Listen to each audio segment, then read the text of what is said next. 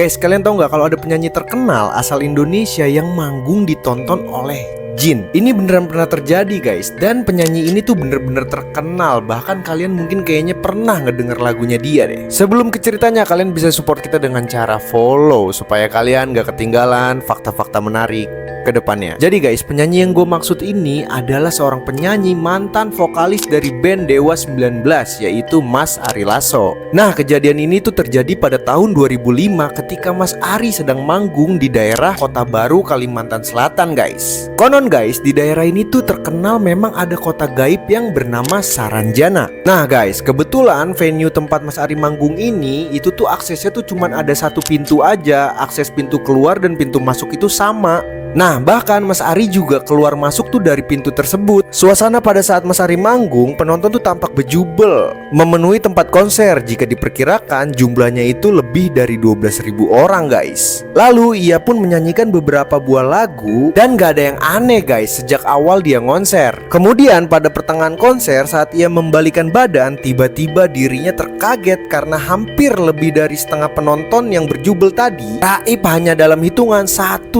menit aja guys. Tanpa pikir panjang, Mas Ari pun tetap menyanyikan lagu demi lagu hingga konser selesai. Lalu guys, dia semakin dibuat heran pada saat dia turun panggung. Itu kondisi lapangan tuh bener-bener sepi. Dan Mas Ari mencoba berpikir realistis. Dia berpikir kalau orang di sana itu tertib pada saat bubaran konser. Pas Mas Ari sampai di luar guys, ternyata itu tuh emang bener-bener sepi. Bahkan hanya ada puluhan orang yang ingin menaiki motor untuk pergi.